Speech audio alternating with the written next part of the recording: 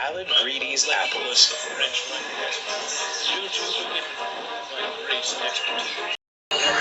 One of the engines in Edward's shed was called Alec Greedy. It was painted bright red, with a loud mouth to match.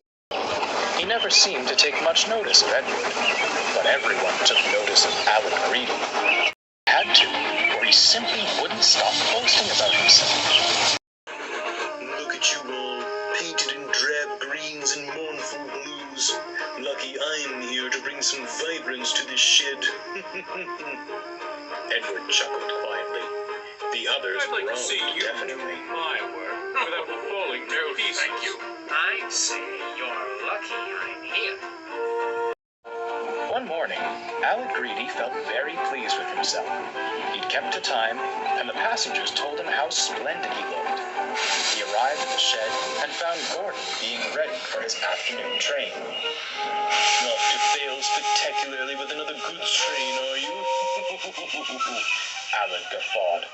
Dear me, Gordon, how can an engine like you struggle with a few measly trucks? I hope little Edward is at the ready, otherwise you will be in trouble. Edward gave a pitying look. Gordon harumphed, hissed away. Real work. I'll show those engines a thing or two about real work. I rest my case. There's no need to tease him, said Edward. Oh, hush, Alec glared. You come out of the shed for a few days and suddenly think you can tell me what to do? I'm the lifeblood of the branch line passenger trains, and don't you forget it.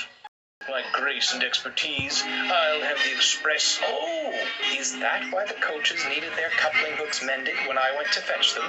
Because of your, grace and expertise? Alec Greedy scowled, hid himself in a cloud of steam, and pretended to be asleep. The next morning, Alec Greedy clunked into the station, still cross over Edward's remark. Be gentle, cried the coaches. Come quietly, He snorted as the guard's whistle blew. Silly little engine, he huffed. Now show him grace and expertise. Alec Greedy would show Edward something, just not what he'd hoped for. Along the branch line was a church with an orchard. The apple trees were well looked after to ensure their branches didn't obstruct the line. That morning, some of the church boys climbed a tree close to the railway. They thought they'd steal some apples while the vicar was preparing his Sunday sermon. Careful, John, said one. That branch doesn't look very sturdy. It's sturdy enough. Just you be ready to catch the apples. Soon, Alec Greedy came snorting along. He was still thinking what he'd say to Edward when they next met.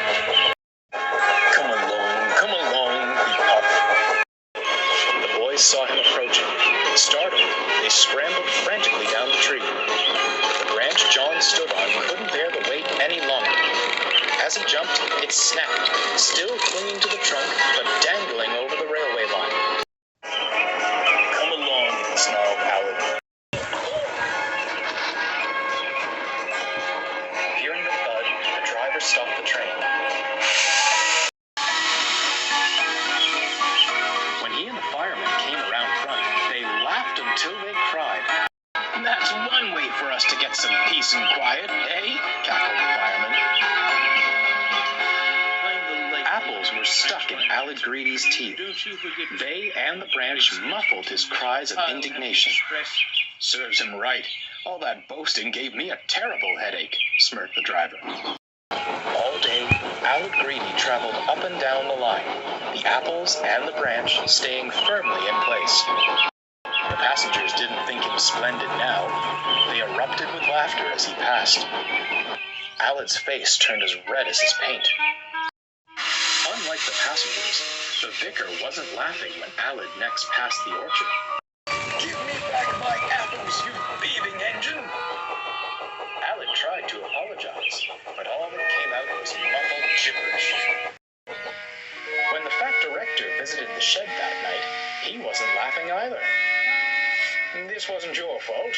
I have spoken with the vicar about keeping his church boys in line. However, I do not approve of the ruckus you've been causing.